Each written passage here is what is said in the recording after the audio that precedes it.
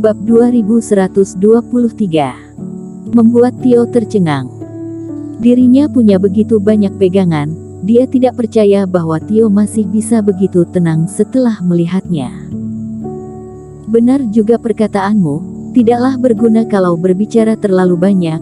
Apa yang aku butuhkan dari partai Jihuo bisa kalian pastikan sendiri. Erik melambaikan tangannya.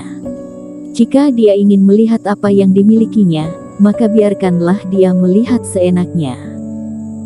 Satu persatu api suci mulai terbakar dan muncul di hadapannya. 1, 2. Seiring dengan bertambahnya api suci, ekspresi Tio juga semakin berubah. Di antara api suci dari Erik, ada yang dia kenal dan ada juga beberapa jenis api suci lainnya. Dan semua jenis api sucinya sangatlah kuat dan sangatlah murni. Dan yang lebih mengagetkan adalah jumlah dari api suci ini. Api suci tidak akan begitu mudah untuk ditemukan dan didapatkan oleh kultivator.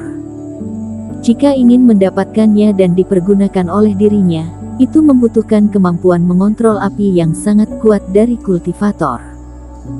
Semakin banyak api suci yang dimiliki, maka akan semakin membutuhkan teknik pengontrolan api yang dibutuhkan. Para tetua partai Jihuo, karena perbedaan tingkat kesesuaian, biasanya jumlah api suci yang dimiliki juga 3-6 jenis saja. Chen sebagai tetua fase transendensi bisa mempunyai 6 jenis api suci saja sudah termasuk tidak sedikit. Tetua fase transendensi di aliran mereka yang paling kuat juga hanya mempunyai 8 jenis api suci saja. Sedangkan total dari yang dimiliki oleh Erik ada 13 jenis. Tio menyipitkan matanya. Dia begitu muda dan bisa berkultivasi fase transendensi, tapi apakah bisa mengontrol 13 jenis api suci? Perlu diketahui bahwa anak dari Huozong, yakni Huorong juga hanya 8 jenis saja.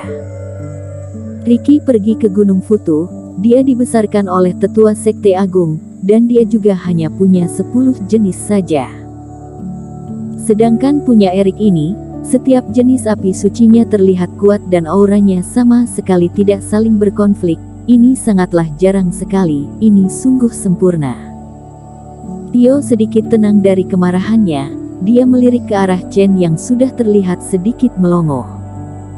Apakah orang ini benar-benar datang demi metode pengendalian Pai dari partai Jihuo? Apakah aliran mereka ini punya metode pengontrolan api yang lebih baik lagi? Tio tetaplah menebak identitas Erik, tapi terhadap tujuan Erik ke partai Jihuo telah berubah.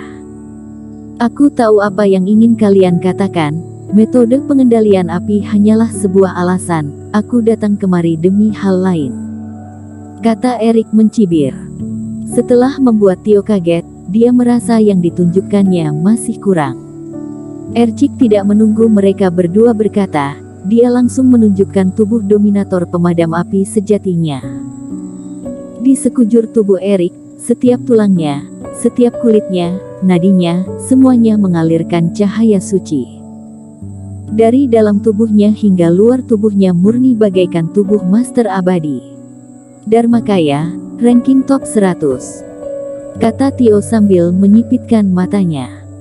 Meskipun dihalangi, namun dirinya masih bisa merasakan betapa kuat dan menyeramkannya Dharmakaya Erik ini.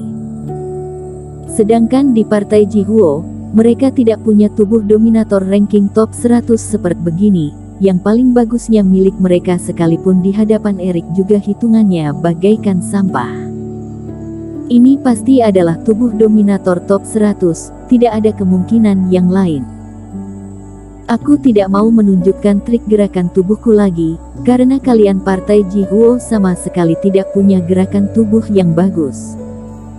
Kata Erik mencibir, dia melambaikan tangannya dan merobek ruangan. Barang dewa kuno, pisau berwarna hitam keluar dan memancarkan sinar.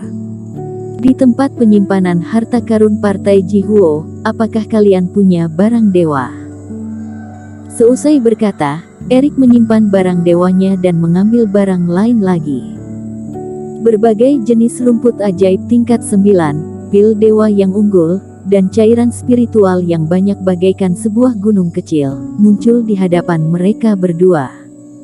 Rumput ajaib, pil dewa, cairan spiritual, apakah aku perlu mencuri punya kalian? Apakah kalian masih merasa aku datang kemari demi harta karun? Sekujur wajahnya penuh dengan aura harta. Chen tercengang, seumur hidupnya ini juga tidak pernah melihat begitu banyak harta karun berharga. Bahkan Tio juga tidak tahan untuk menarik nafas dalam. Harta karun berharga ini bahkan ada yang tidak pernah dimilikinya. Dasar bajingan ini, beraninya dia mempamerkan harta karun yang begitu banyak di hadapan dirinya yang merupakan fase penilaian, apakah dia tidak takut dirinya membunuhnya? Chen yang berada di samping terlihat sangatlah kaget. Dia sekarang benar-benar bingung. Erik bukan seperti yang dikira oleh dirinya, datang kemari demi metode pengendalian api, dan tidak mungkin juga demi ilmu sihir lainnya, sekarang juga bukan karena harta karun. Kalau begitu untuk apa dia datang ke partai Jihuo ini? Itu tidak cukup untuk meninggikan identitasnya, dan membuat Tio kaget. Harta karun hanya bisa membuat orang hebat menjadi serakah, sedangkan kekuasaanlah yang akan bisa membuat orang segan. Seterusnya, dia akan membuat Tio tidak bisa berkata apa-apa. Setelah menyimpan berbagai harta karun itu, kali ini Erik mengeluarkan sebuah benda lagi. Ini membuat Tio menarik nafas dalam dan gemetaran. Token, itu adalah sebuah token. Kalian berada di wilayah utara, beberapa token ini pasti dikenali oleh kalian. Erik mengerahkan tangannya, beberapa jenis token muncul di hadapan mereka berdua. Keluarga Ye, keluarga Zeng, keluarga Xia, lembah binatang gaib, paviliun Sang Yue, istana es Arktik, keluarga Ouyang, ada sederet token. Di antaranya semuanya berasal dari keluarga atau sekte terkenal di wilayah utara. Dan ada beberapa seperti keluarga Ye, keluarga Zeng dan lainnya, itu diberikan kepada Erik karena berterima kasih kepadanya. Bersambung.